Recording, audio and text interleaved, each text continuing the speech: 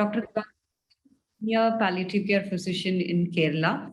He's a director and faculty at Institute of Palliative Care, Thrissur, and he's a faculty at Institute of Palliative Medicine, Calicut. And he's been involved in so many training programs across the state, and he has his advanced training from UK. And he is a national faculty for many certificate courses under IAPC. And he has received a very prestigious award in Kerala few months back. Thank you so much, Dr. Divakaran, for being a part of this session.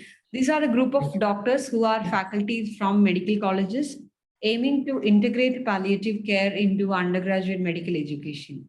So they'll be going through the foundation course and followed by faculty development program later. So this is a different group that you are going to talk. Thank you so much, sir. Okay, thank you. Thank you very much. Can I share the screen? Yes, sir, you can.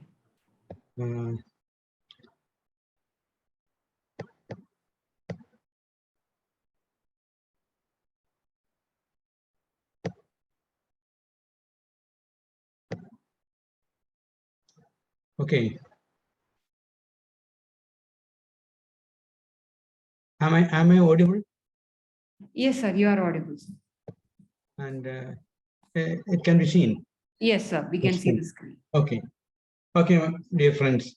Today we are talking about introducing palliative care, the topic introducing palliative care. Actually, the topic introduction to palliative care needs some special emphasis because palliative care is an evolving subject, evolving concept. So interestingly, a few months back, there was contest. There was a debate contest conducted among palliative care students. The topic was, should we change the name palliative care? Should we change the name palliative medicine? That was the topic of discussion. So, from the concept of caring for patients who have lost all prospects of cure, we have come to an area where palliative care focus on the addressing the suffering of the health-related suffering of the patient. So there's a sea of change happening in the concept. So as palliative care physicians, we had to be aware of the changing concept of palliative care. So I am planning to take this session under the following heading: the need, the history, the philosophy of palliative care, definition of palliative care, and models of palliative care delivery, and the concept of recognized medical institution. Why we have to invent such a care program called palliative care to address the suffering of the patients? In other words, why did the mainstream medicine fail to address the patient's suffering? Actually, we know that the WHO has already said that addressing the suffering of the patient is not an option, but it's a ethical and moral obligation of any healthcare professionals. But unfortunately, our mainstream medicine has failed to address the suffering. We address the disease, of course, but we fail to address the suffering of the patient, suffering caused by the disease. So this is because the mainstream medicine's approach is disease focused. That is the main reason. There are two things. There is a dichotomy of illness experience, that is a patient's experience of the ill health, that is the experience of the suffering of the patient. And there is a disease, structural disorder of the organs and tissues that give rise to the signs of ill health, that assumed to be the cause of the suffering, this disease. So we think that the whole illness experience is due to the particular disease, and it's better symptoms are just manifestations of the disease, and is best dealt with by treating the underlying disease. This disease focus approach has two adverse effects. One is that under treatment of symptoms leading to underlived suffering, because this symptoms are just considered as signposts which lead to a particular diagnosis. So it has got only that value. So we know that he is having suffering, he is having pain, but we think that it is due to that particular disease. And once the disease is cured, the patient will be all right. So that with this concept, we fail to treat any physical, social, psychological, or spiritual distress of the patient. We, of course, we treat the disease, but we fail to address the suffering caused by the disease. And another problem of this disease-focused approach is that we lose interest of the physician's interest is lost when the disease becomes incurable, because we are focusing on the disease. And when the disease cannot be cured, we have nothing more to do. Okay, we abandon the patient. That's the result of disease-focused approach. And of course, there is the impact of non-communicable disease on health status that is steadily increasing. Now we know that 70% of deaths are due to non-communicable disease and growth in the aging population. It is said that nearly one half, that 45% of Indians' disease burden is projected to be borne by the older adults in 2030. And so this is a big need for palliative care. That's a very conservative assessment is that out of 1 lakh population, 400 people will need palliative care. And the palliative care coverage in India is abysmally small. That is 2 to 3% of those who need palliative care. It is not 2 to 3% of the population. It is 2 to 3% of those who need palliative care. Only 2 to 3% are getting palliative care.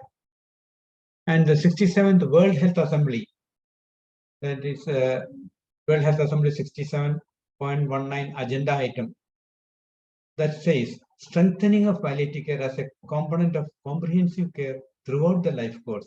That is the need of the hour. And it has admonished all the member states to ensure that palliative care is an integral component of all relevant global disease control and health system plans, including those relating to non-communicable diseases and universal health coverage, as well as being included in country and regional cooperative plans. So it has to be integrated into the general health program. And we, in India, we have a national palliative care, national program in palliative care established in 2012. And there it says, encourage attitudinal shifts among healthcare professionals by strengthening and incorporating principles of long-term care and palliative care into the educational curricula of medical, nursing, pharmacy, and social work courses. In Kerala, we could somehow introduce the topics of palliative care into the undergraduate MBBS curricula.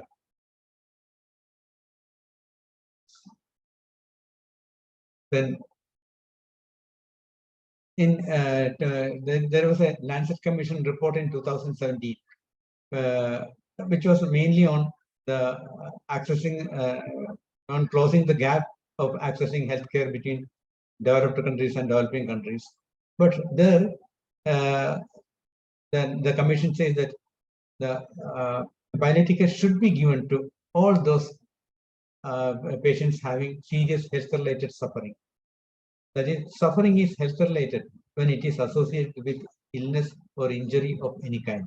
So that's a health-related suffering. The suffering is serious when it cannot be relieved without medical intervention and when it compromises physical, social, or emotional function. So palliative care should be focused on relieving the serious health-related suffering that is associated with life-limiting or life-threatening conditions or the end of life. So what does qualify a particular patient for receiving palliative care? It is the presence of serious health-related suffering. Now, regarding history, we know that in foreign countries, in Europe, it was called hospice care. The hospice of medieval Europe has nothing to do with patient care, actually. They were all shelter for pilgrims, providing food, refuge, and for pilgrims.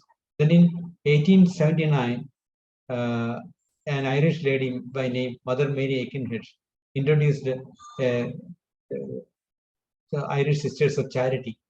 And the job given to the sisters was to collect those the patients who are dying patients who had no home, lying there in the roadside or on the marketplace, and bring them to an abode where they can be given a dignified death.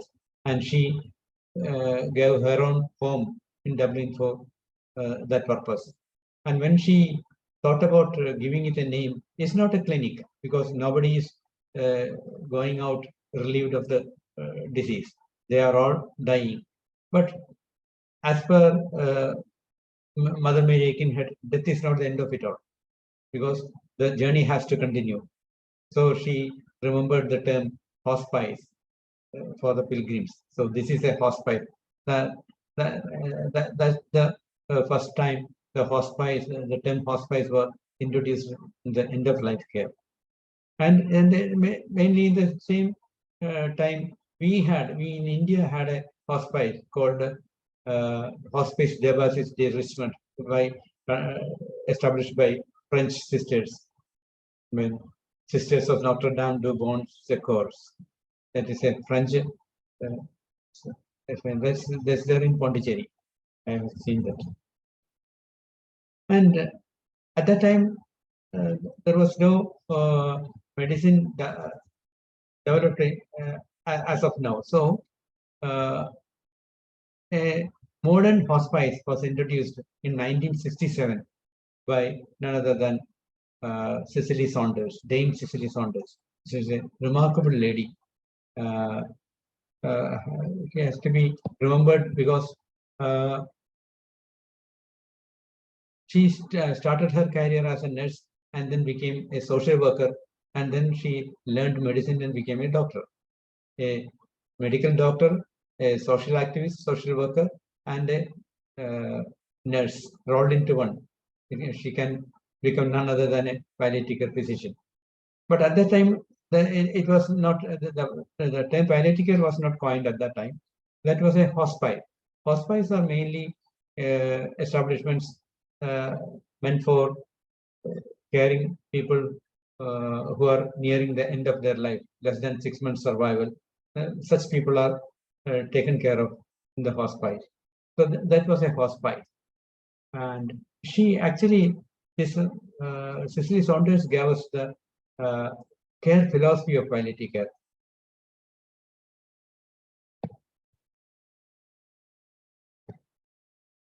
I don't know. Okay. How should we see our patients, or what impression we give to them, that how we are seeing them? Actually, our disease-focused approach in the mainstream medicine has reduced all people, individuals, into their organs or tissues or particular disease entities. That's how we refer our patients, that appendix case or that thyroid case, etc. So, Cecil Saunders stressed that we should recognize the person behind the disease. So, how can we give them that idea that we are seeing them as persons? That is not something to be spoken out. It has to come through our expressions, our body language, our facial expression, our acts, and the way we speak to them. But if you articulate into words, it will be something like this: you matter because you are you. We are telling the patient that you matter because you are you. We are telling through our expressions, through our body language, etc. You matter because you are you. This is not, we are not talking to a celebrity or so. We are talking to a patient who has almost lost any human form itself. The face might have transformed into a rotten cauliflower. Still, he is important. He matters because he is a unique individual. Nothing can replace him. So that uniqueness of each individual we have to recognize and realize. So you matter because you are you. And you matter to the last moment of your life. And this importance stands there till he breathes the last. The fact that his life is limited, he is going to die, that doesn't in any way minimize the importance of the person.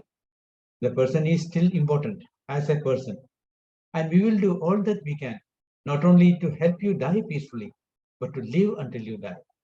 The concern of palliative care is not about death, actually. It is about the life, how people are living till they die. So how to make that life livable, that is the concern of palliative care. And this remarkable doctor, Dr. Balfour Mount, is a Canadian neurologist. He visited the St. Christopher's Hospice by Cicely Saunders, and he was very much impressed by the way the people are cared for. And so he coined the term palliative care because it came from the Latin word pallium. Pallium means to cloak or to cover. So when the disease cannot be cured, we cloak the patient or cover the patient from the distressing symptoms of the disease through comprehensive care. That's the meaning of it. So it's a very poetic expression. And we should be thankful for Dr. Balfour Mount for giving such a poetic expression for the work we are doing. So ultimately, palliative care is improving the quality of life. And there is the concept of total pain. It's also by Cicely Saunders. There is pain is not physical only. There is physical pain along with there is a psychological, social, and spiritual pain. All these things interact together, and what the patient is experiencing is a total pain. So we have to, we cannot address pain by focusing only on physical issues. We have to have a comprehensive care program to address even a simple pain. And the philosophy about people think that palliative care is something some sort of a charity work. Actually, it's not a charity work. It's a human rights issue. The Human Rights Watch has said to leave a person in avoidable pain and suffering should be regarded as a serious breach of fundamental human rights. By virtue of being a human being, we have a responsibility to alleviate the suffering of our fellow beings. So it's only that's accepting and recognizing the human rights issue in other persons. And this is a quote from Dr. Sheila Cassidy's the book Sharing the Darkness. She talks about the powerlessness. And she says, slowly, I learn about the importance of powerlessness. I experience it in my own life, and I live with it in my work. The secret is not to be afraid of it, not to run away. The dying knows that we are not God. All they ask is that we do not desert them. So just think of a disease like cancer, overpowering the human body, raping it, desecrating it, and advancing. And these patients know that we are not God to avert that. But at that time, they only ask is that we do not desert them. We may not have much things to avert the disease, but even in that helpless situation, you should stand by the patient. So she has expressed it in a cartoon. She has herself drawn it. In the first picture, we can see the doctor clad in all his dress and everything is there, and she has a staff nurse for her as his aide, and the patient is there. And the next picture is that of a clergy. He also has his marks, signs, and dress, everything. Slowly, all these dress, all these attire, all this become irrelevant. They gradually, one by one, they are lost. And ultimately, the doctor and the patient sit together as naked two human individuals. So there, the hand is empty. But with that, what is the therapeutic gadget by which palliative care physician treats, it may not be high-tech machines. It may be his own self. So that we had to take a palliative care to even to that level. And we know that it was in 1967 that the first modern hospice was established by Cicely Saunders. But it was only in 1987 that palliative medicine was recognized as a subspecialty of general internal medicine by the Royal College of Physicians in London. So nearly 20 years have passed. A lot of palliative care physicians working in that area have helped a lot of patients, a lot of GPs, etc. But nobody had any recognition as a specialist. So when in 1987, palliative medicine was recognized as a subspecialty of general internal medicine by Royal College of Physicians in London, there was a lot of jubilation. And at that time, a dissenting note was written by a palliative care physician, Michael Kearney, in Palliative Medicine Journal. He wrote a article, Palliative Medicine, just another specialty. Then he brings forth some certain interesting points.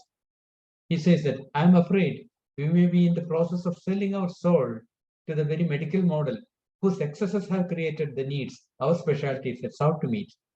So we know that we have already discussed about the dehumanizing aspect of the modern medicine, where patients are reduced to organs and tissues and disease processes. But in that process, in treating a particular disease, we lose sight of the person behind the disease. So, and palliative care came as a response or as a reaction to this dehumanizing aspect. So when you talk about specialist subspecialty of medicine, are we selling our soul to the medical model whose success have created our specialty sets out to me? And he asked another pertinent question. The potential for physician working in palliative medicine to go beyond symptom control, to create conditions where healing at a deep personal level may occur for the individual patient. That is, he asked a question, why should we relieve pain? Why should we relieve pain? Is it because it is unpleasant? It's not only because it is unpleasant, because at the heart of pain, or for that matter, any suffering, there is a potential for growth.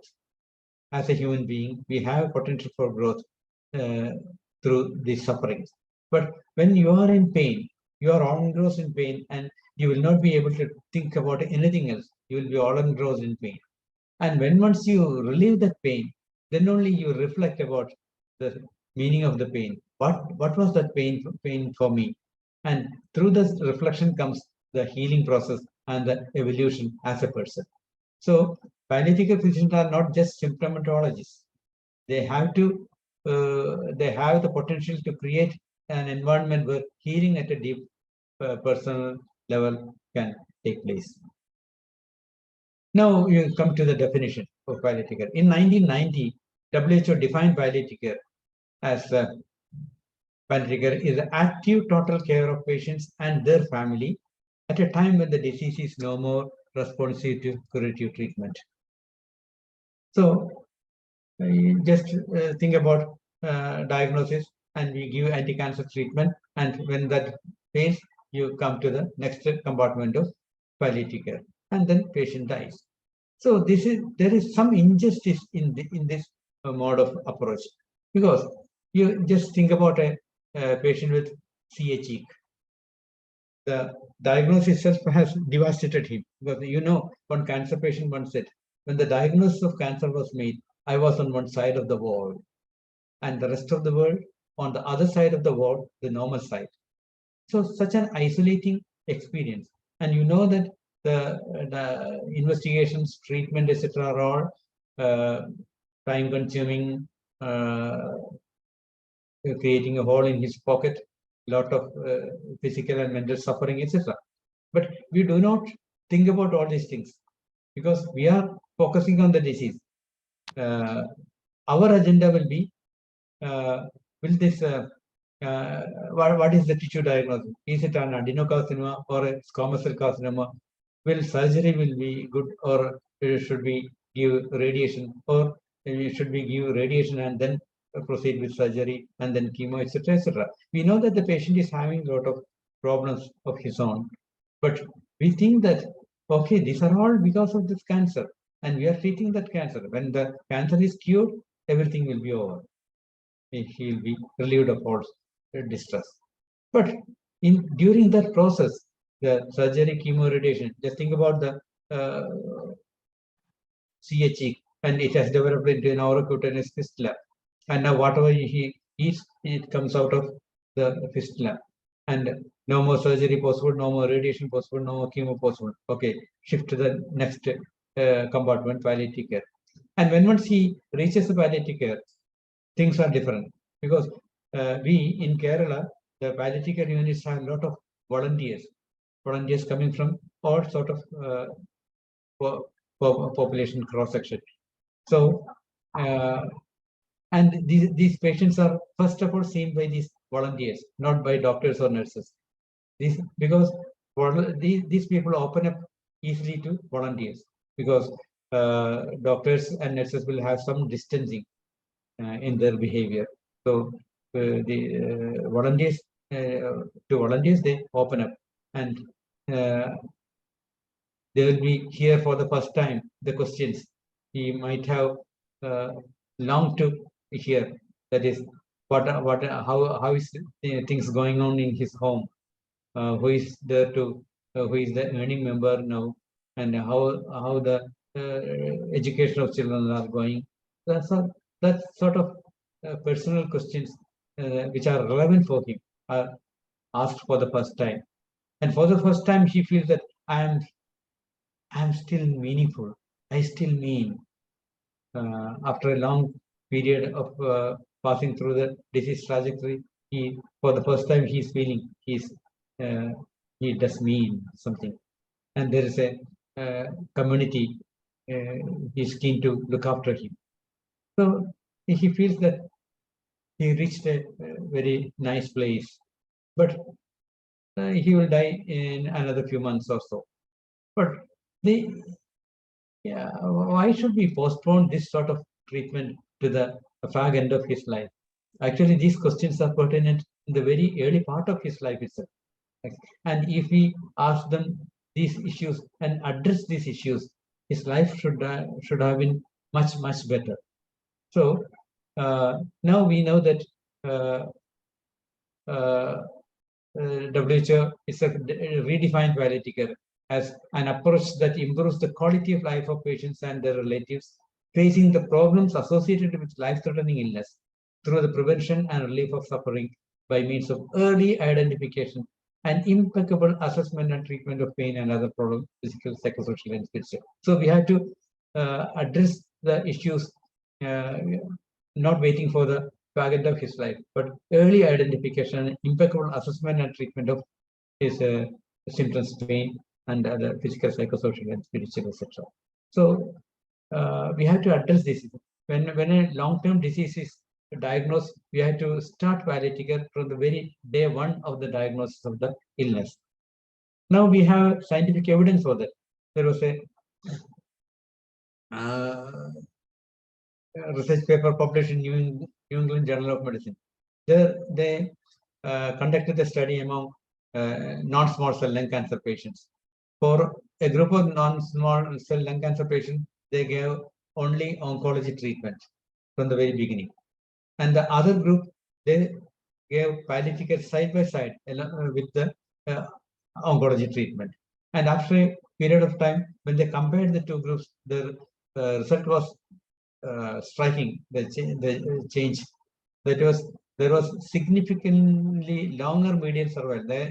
Those who received palliative care survived more than 3 months than the other group, and they had very high quality of life, and their rate of depression was very low. So now we know that palliative care is active total care. It provides relief from pain and other symptoms. It affirms life. Palliative care affirms life. regards at the same time regards dying as a normal process. And hence it intends neither to hasten nor postpone death. Integrates the psychological and spiritual aspects of patient care. It offers a support system to help patients and their family. Use a team approach, will enhance quality of life. And palliative care is applicable early in the course of illness with other therapies that are intended to prolong life and includes those investigations needed to better understand and manage distressing clinical complications. So just to summarize this. Now, acutely ill patient in the hospital. This is the scenario we are very much familiar with. We are treating acute care patients because our hospitals are made for acute care, and we are all taught about acute care. So the things are easy there because they usually get cured and they are back to normal, except perhaps for the added financial burden, which they can manage easily. Goes home and resume routine activities. But what happens to the chronically and incurably ill patients? What happens to the patient who needs regular attention for the rest of his or her life? That the CH patient whom we send home with a rice tube in situ, what will be his problem?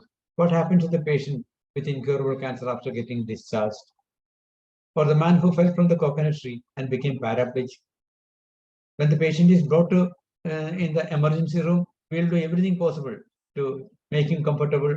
You do everything, but when once the treatment for paraplegia is failed, and then the patient is sent back home. But what are his problems? But he is in multiple loss. His earning ability is lost. His wife has become a home nurse. Overnight became a home nurse, and a lot of losses. And we thought we had done everything for the patient, but actually we have a lot more to do for this patient, or the patient with a major CVA. Here comes the role of community, because many of the problems in advanced disease are of a non-medical nature.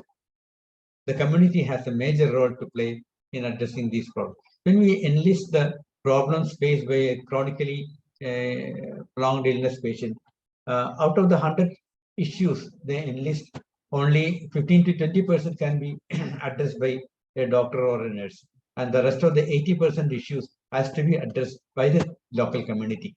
So the local community has a major role in the care of patients who need palliative care. So the access to care is the key.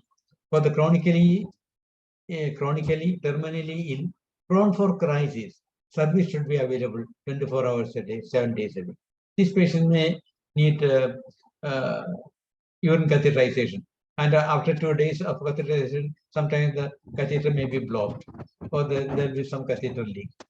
Or by the time the patient is incapable of swallowing, and we have to put in a rice tube. And by the time the patient may have started developing a bed sore, we have to care the pressure source, etc. So they need care throughout 24 hours a day and 7 days a week. And so it is important that good quality service are available as close to home as possible. Each time the family may not be able to take him by a car and a taxi and bring him to the city hospital. So we have the care should be there in the community, and this will be possible only if help is available in the local community. Here comes the importance of home-based care also. It is possible to manage patients with advanced disease at home. The home care is the backbone of palliative care. The people prefer to spend their last days at their own home. The home is the best place for caring these terminal patients. Home-based care is cost-effective, another important issue. And complications are less in home-based care with empowered partnership of the community. So we promote home-based care. Oh, this is you just take it as take it in a very light way, because just compare and contrast between mainstream medicine and palliative medicine. In the mainstream medicine, the ethos is something like a military virtue of fighting, not giving up, endurance, hardness. These are the qualities we ask for patients in the mainstream medicine, because the disease is a enemy invasion and we have to fight against the disease. And for fighting, we need a general, and a physician is general. And behind general, we have an army of other nurses, attendants, everybody, and you an all-out fight against the disease.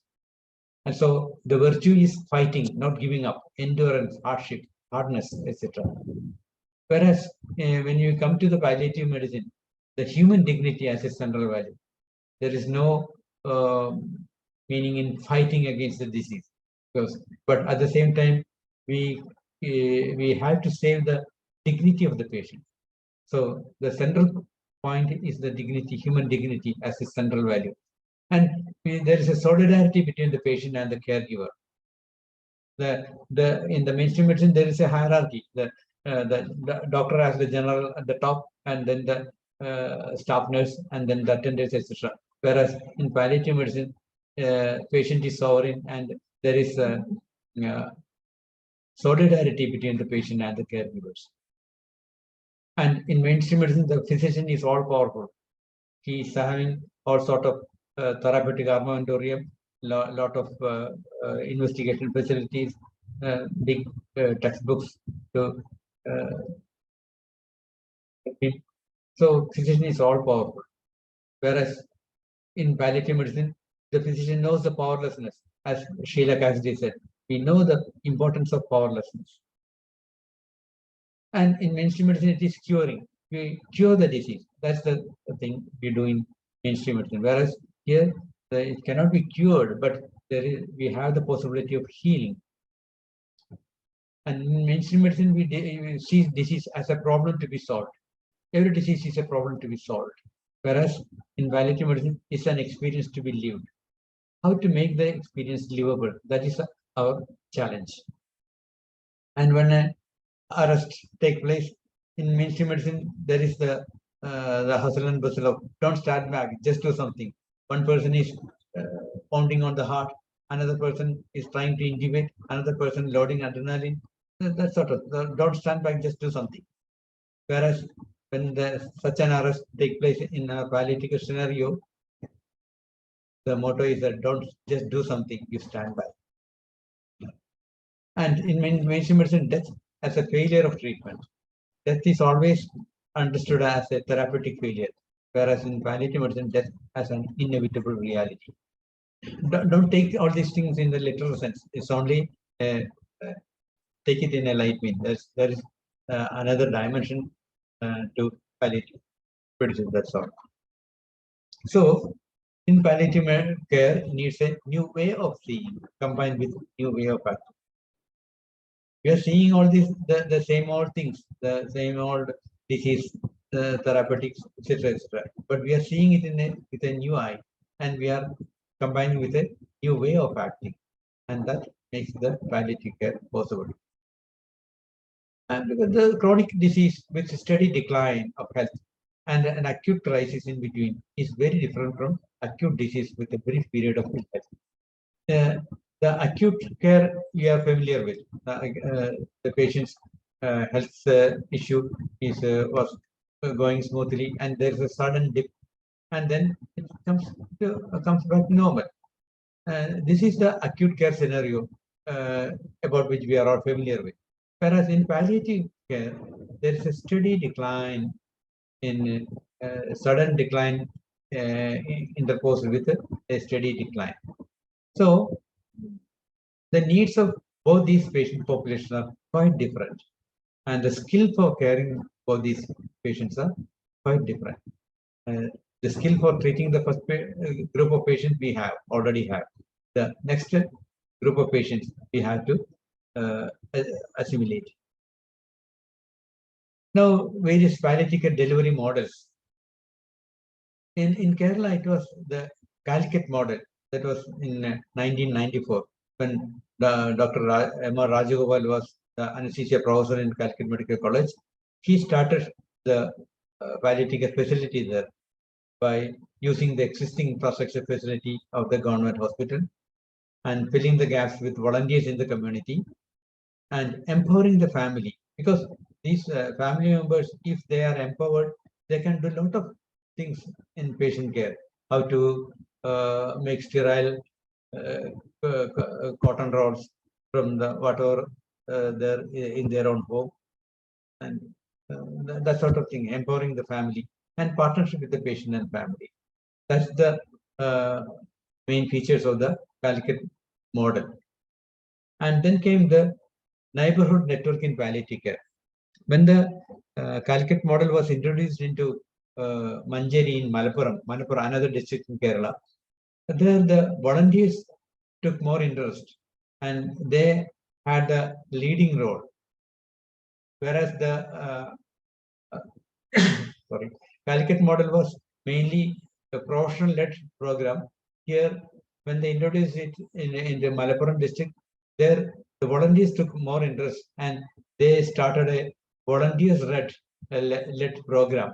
So ultimately, that resulted in empowerment of the local community to look after the bedridden patients in their area. And the NNPC was to develop a cost-effective method for the provision of palliative care in our settings. And there was a network of trained volunteers in the community and a support system by trained professionals, institutions, and organizations. That is the, so it's a people-led organization, people taking ownership of the program, palliative care program. So it has got more sustainability and more acceptance among public. And that's why the palliative care spread in Kerala in a such huge proportion. Now we know that there is 70 to 80% coverage in Kerala for palliative care, whereas in all India level it is only 2 to 3%. And there was a remark by the Journal of Public Health and Policy, that is this community approach in palliative care. They are talking about the NNPC, Neighborhood Network in Palliative Care. 28 years after Alma Ata shows the way forward for palliative care, to palliative care for all. If similar strategies can be employed elsewhere, that would be a very important step forward for global palliative care. And and in Kerala, we have a palliative care policy introduced in 2008. And the beauty of the policy is that the palliative care delivery was envisaged as a joint venture of community-based organizations, local self-government agencies, and local government healthcare institutions. All the three has to join hands. So there is the voluntarism that is there in the community-based organization. And there is the machinery of local structure facility of the local government healthcare institution. So wherever these three organizations go hand in hand, patients are benefited much better. And this is the proposal system of public health approach to palliative care. That is care in the community by volunteers. That is the main thing, massive involvement from the community. The prevention, early detection and treatment, etc. all comes in the care in the community by volunteers. And then when there is clinical issues involved, or clinical or nursing issues involved, medical or nursing issues involved, we have the secondary palliative care at primary healthcare level, or primary healthcare institution, or community healthcare institution, etc. And whatever left behind, that is the those who need specialist care alone are treated at the tertiary palliative care unit, where the specialists have a definite but very small role. But main work is done in the community by the volunteers. Now about recognized medical institution. That was an attempt to make opioid available for those who need that drug. Actually, in in 1984, that the Narcotic Substances, Psychotropic Substance Act was put into order. That was a draconian law which prevented the use of opioids. So those who need opioids were not getting opioids, and then Supreme Court interfered, and Supreme Court said we had to make opioid available by modifying the narcotic rules. And as usual, Kerala was the first state to amend the narcotic rule. And as per the new narcotic rule, if when the drug controller of a particular state has declared a particular institution as recognized medical institution, they can directly purchase morphine, store it, and dispense it.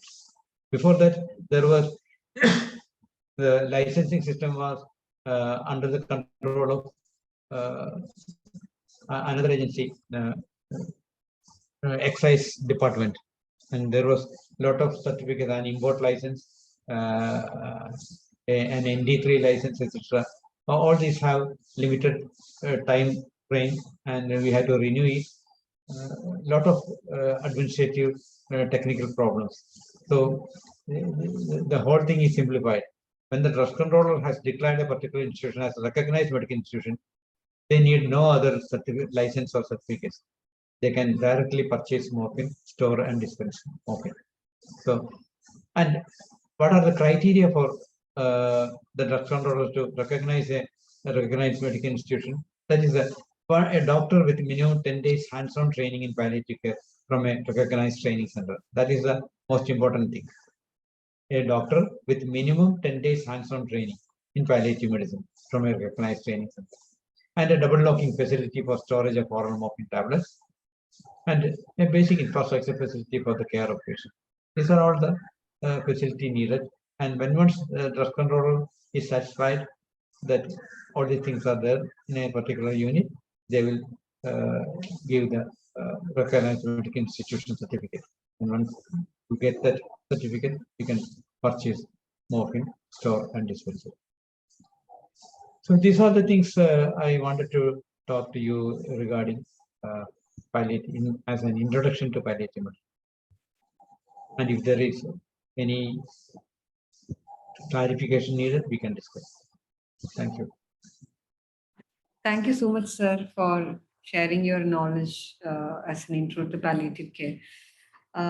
We have 10 minutes, around at least 5 minutes, 5 to 10 minutes for discussion.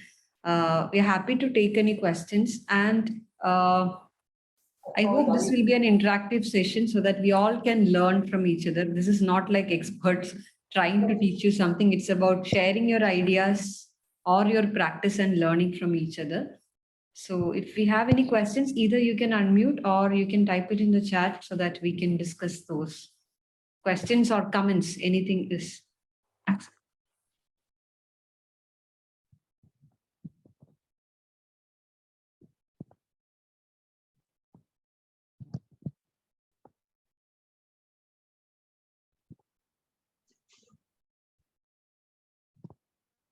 I think there is one question in the chat box.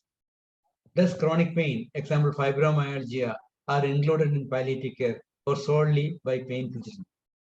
I think when we take the concept of total pain, a fibromyalgia also will have, apart from the physical issues, there will be a lot of psychological and social issues behind that syndrome.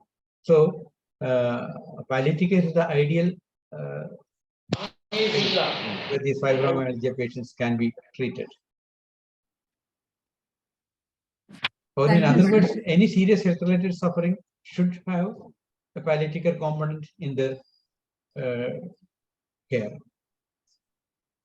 Thank you so much, sir. Just adding on to what you said, like even 2 months back, I received a call from a doctor whose son is 17 years old and been diagnosed with fibromyalgia. And this kid was very active and then he became so debilitated because of pain, so that they had to carry him to the toilet, and which has actually affected the whole family. The parents were sleepless, and this doctor was very much worried about the pain control and how to go ahead with all the treatment.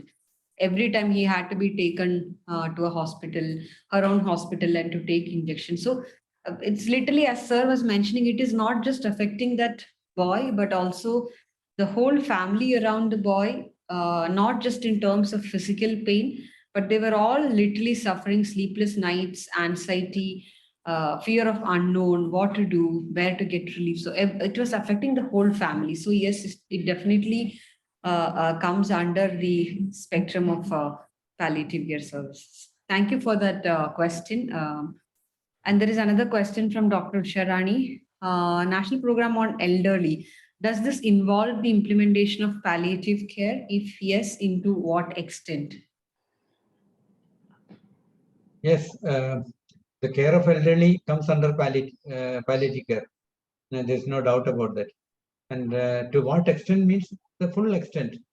The mainstream medicine and palliative care, they are not watertight compartments.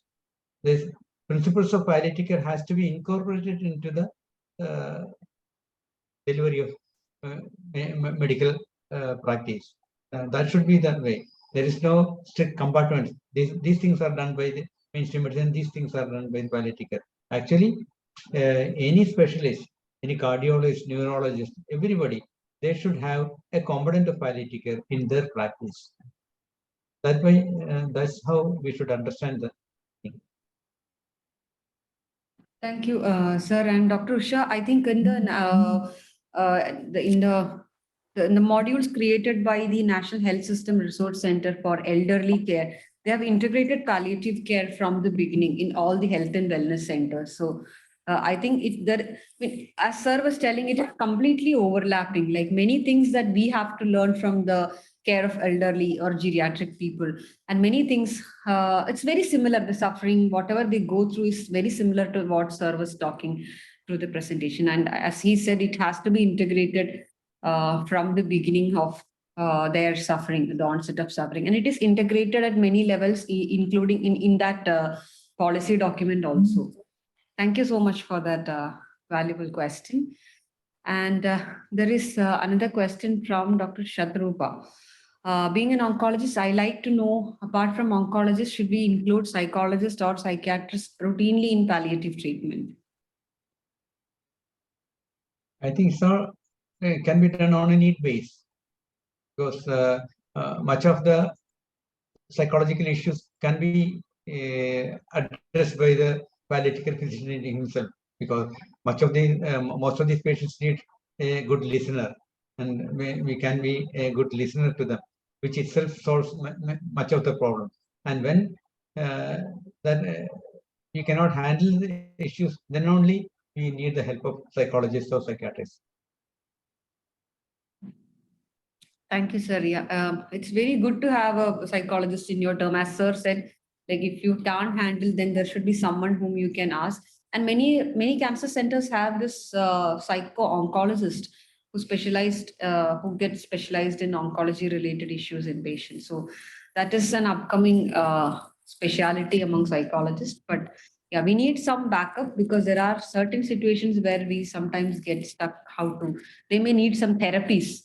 Probably some people may need treatment, but you don't need a psychiatrist every day in your team, but probably someone whom you can discuss maybe a particular proportion of patients.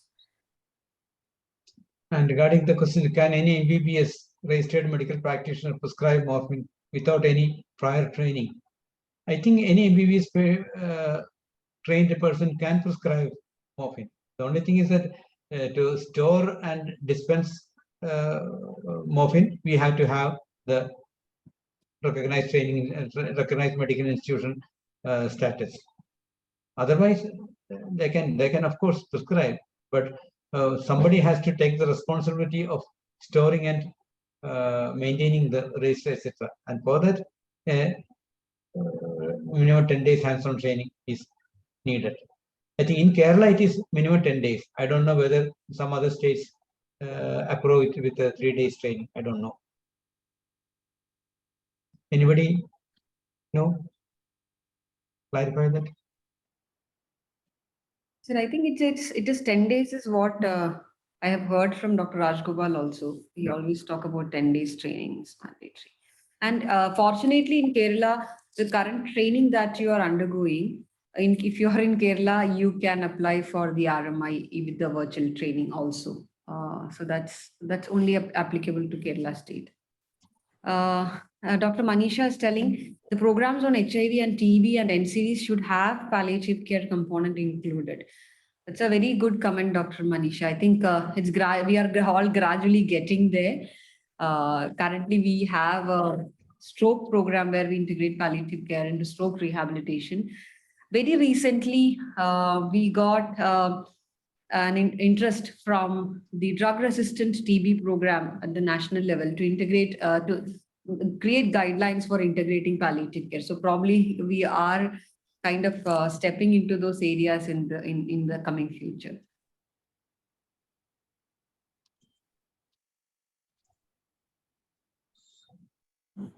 Yeah, there are.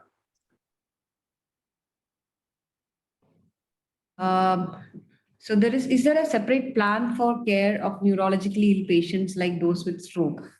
Because many of these patients are unconscious, but their family and home needs support. So I think it comes under the palliative care itself. The issues are can be addressed by the palliative care, neurological issues. yeah, I think they need support. by and large, the care plan is kind of similar with other long-standing or serious health-related suffering, but there are certain things, as you told, which generally is covered under palliative care. That is training the family how to take care of this patient at home, even if it is stroke or paraplegia or any other illness. In palliative care, we train the families to take care of these patients at home. Sir was mentioning that in the presentation, right? The need for home care. So that I hope in the coming sessions that will be covered. Dr. Urmila is asking, do anesthesiologists need to undergo training before using opioid for palliative purposes? Yes. The present narcotic, as per the present narcotic rule, they should have this 10 days hands-on training. And again, as sir mentioned before, you don't have to have a license for prescribing, but then for dispensing, and you can't just prescribe and send. It's not easy to get like other medications, right? So it's not about prescribing, it is the ability to dispense and stock and maintain morphine under your control. There is a question on hypoxic brain injury patients come under this. Yes, it's just a comment. Also comment. I think it's about understanding whatever the diagnosis is, whether the patient and the family is having a serious health-related suffering. Are they going through a lot of suffering because of the illness? Then probably the answer is yes for palliative care.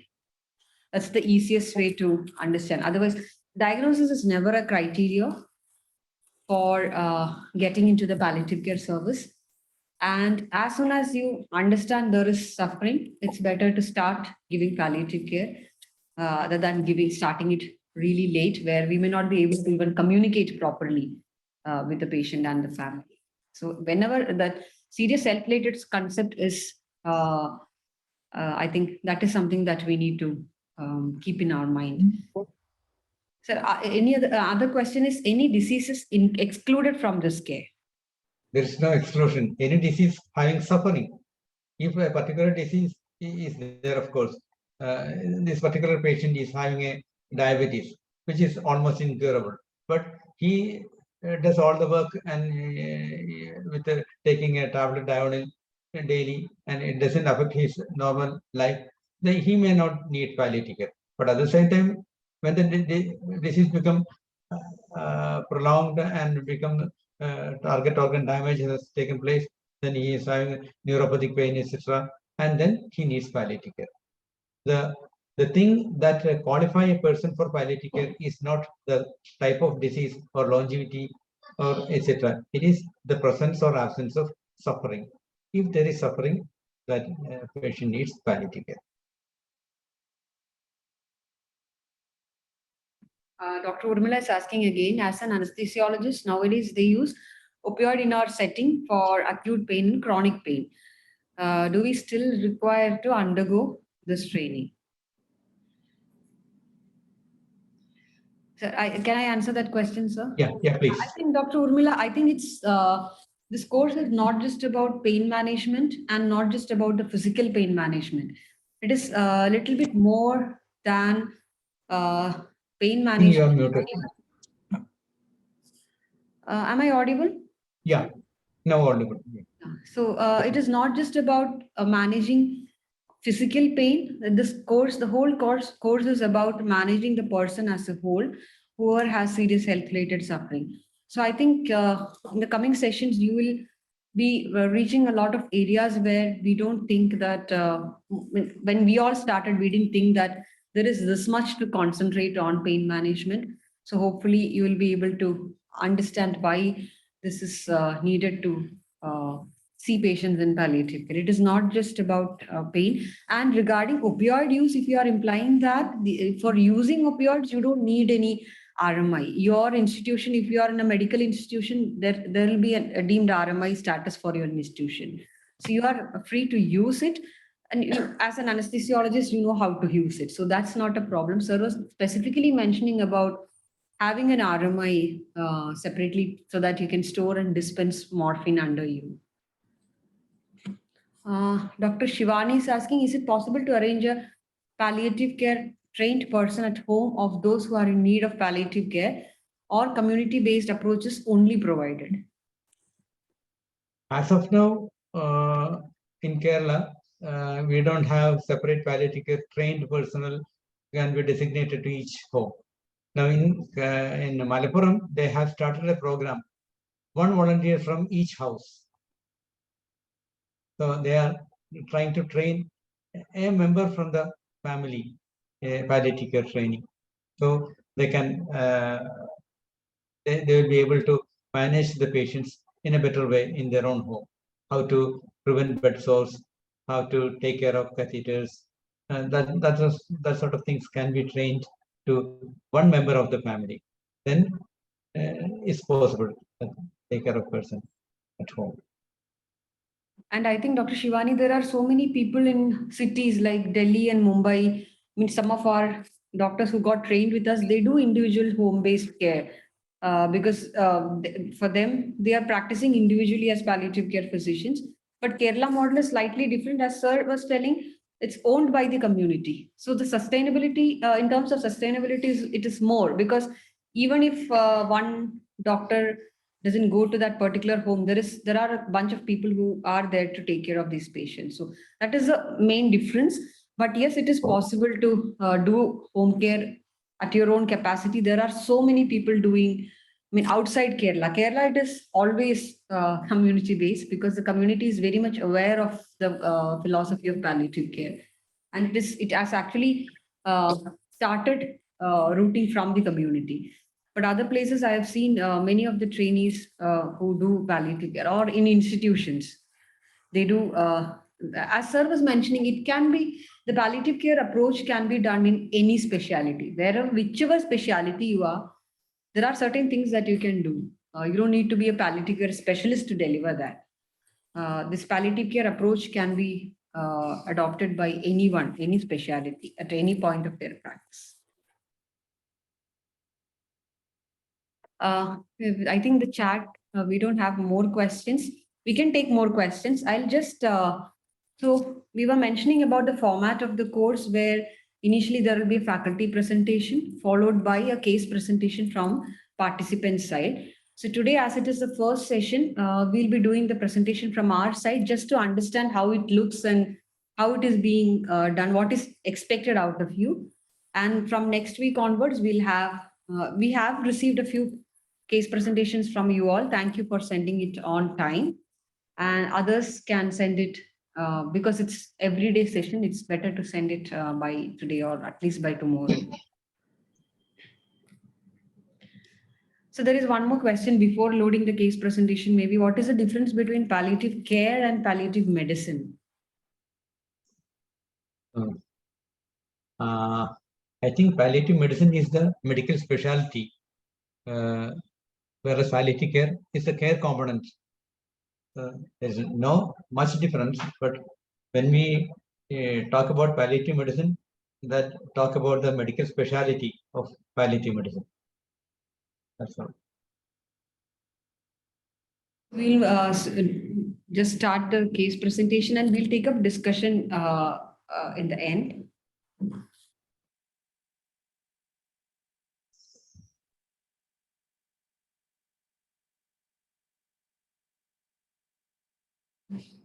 So this is a 39-year-old male who was admitted with us a few months ago. He had traumatic quadriparesis with stage 4 pressure zone on sacral region and left gluteal region. When he reported to us, he had 2 days of constipation and bed sore over sacral and gluteal region. He had moderate pain over the hip and incontinence of urine. So he had a history of fall in 2015 when he was carrying a weight, followed by which he had a neck pain and weakness of both limbs. And he got admitted in a local government hospital and he was treated there and discharged after 1 month. After 6 months, so he was discharged and he was back home. And after 6 months, he got registered from the community with us. And then he developed bed sore over the sacral and gluteal region. Both were of stage 4. And there was a pain over hip and wound side for more than 2 weeks. Pain over the hip region was 5/10, which is intermittent burning type of pain, which is bilateral.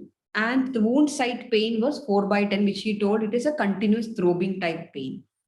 And due to this pain, they keep the wound sometimes open. And he had a disturbed sleeping pattern and decreased oral intake. So on examination, there's nothing much significant, conscious and oriented, temperature, BP, respiration, and pulse rate was normal. So on examination of the pressure zones, there were warmth and tenderness, there were exudates, and tunneling was there in one of the wound. The wound was irregular in shape and there was foul smell. Routine investigations were done and it was nothing was significant. Coming to the psychosocial aspects, he was a 39-year-old unmarried man living with his mother. Mother was 65-year-old and they were living in a rented house. He had one sibling and he is married and living separately. And maybe due to their financial issues, they are not helping him anymore. He was a manual laborer and he was the breadwinner for his family. And now, as he became bedridden, his mother became a manual laborer and she is taking care of him. Now, the main source of income is mother's daily wages, her pension, and some of his friends help him. And for the treatment purpose, he had to take 1.5 lakhs loan from a private finance. He's a Christian and he's telling, I am unable to go to church now, and this makes him feel very sad. He talks to his friends over cell phone and he says to his mother that I don't think I can walk anyway, so please stop spending money for me. And the main concerns for him was the pressure sore, the pain, and the financial problems. So to summarize, he was a 39-year-old man with traumatic quadriparesis with bed sore present over sacral and left gluteal region, which is stage 4, with pain over the hip region. So these are the discussion points for today's session. The discussion points can vary according to your patient story and what you want to discuss in the session. So for this particular session, the questions to be discussed are, now we heard when to which all disease can be covered. Is there any exclusion? So do you think this patient needs palliative care? And if so, what can be the problems that this 39-year-old man can be going through? And what all can be done for this particular patient and his mother? So I'll wait for the chat from the participants, or you can unmute yourself and share your ideas about what do you think. Does this patient come under the spectrum of palliative? Do we need to provide palliative care for this patient?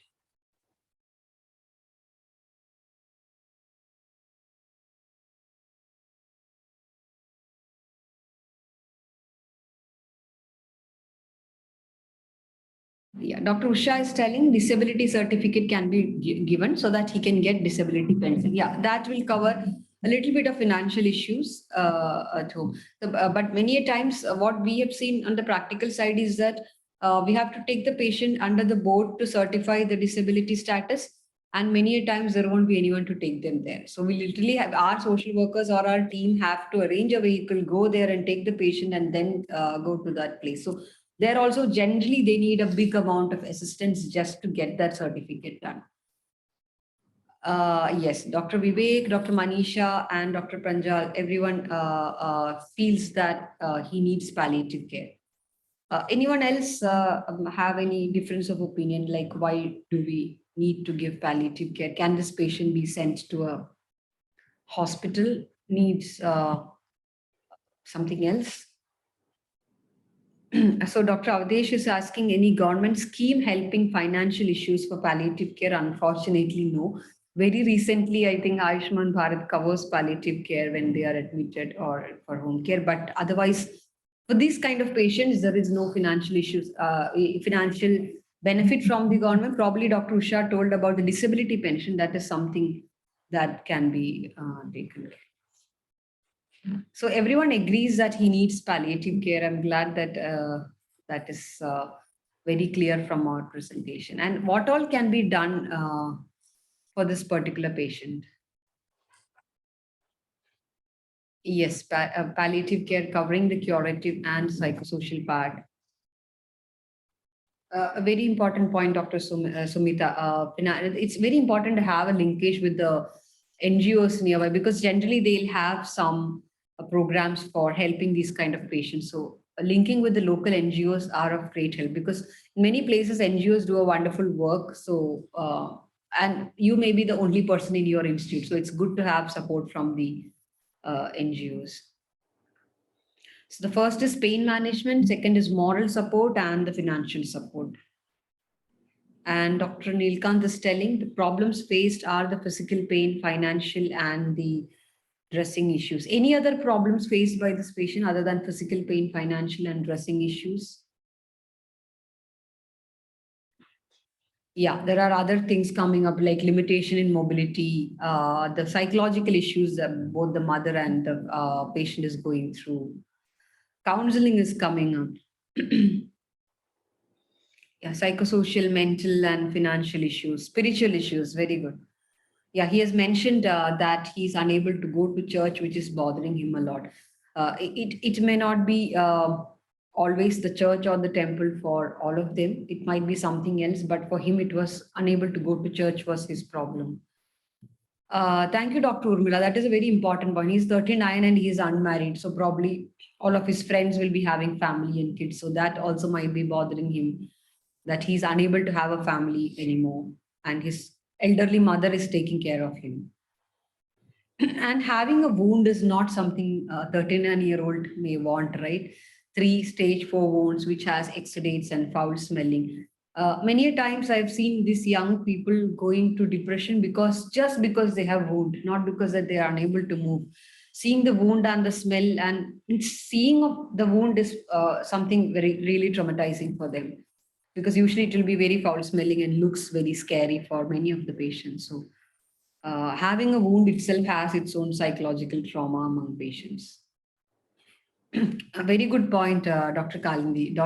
Training the caregiver regarding the wound care is very, very important. Many places I've seen people paying money to get the dressing done at home, which is very expensive when you do it on a regular basis. So training the caregiver is a very important activity that needs to be done to take care of the wound.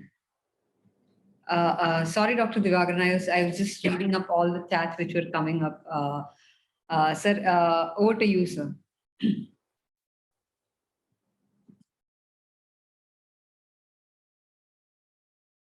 Sir, you're muted, sir.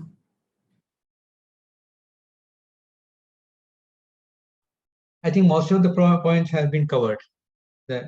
As usual, we should categorize his problems into physical, social, psychological, and spiritual. And all these domains has to be addressed. Physically, he has got pain, and we have to address that pain. There is smelly wound, ulcer, pressure sore, which is grade 4. So we have to care for that ulcer, and we have to train the family members how to make clean clothes, cotton clothes, and how to sterilize them using the limited facilities available in their own home, and do it on themselves. And then we have to address his social issues, like getting financial help from NGOs, and getting the disability certificate. And actually, we have a help desk in our palliative care unit, where they follow this liaison work with the government, and get the government benefits to them. And when once the wound is healed, and we have to rehabilitate the patient, give him physiotherapy, and whatever remaining ability he has, we have to develop it and make him a earning member once again. And that's possible with physiotherapy and occupational therapy. So we can bring back the person in him. I think that's all. Thank you, sir. I think there is a wonderful comment by Dr. Nilkant that he used to touch the patients and make them smile and loved.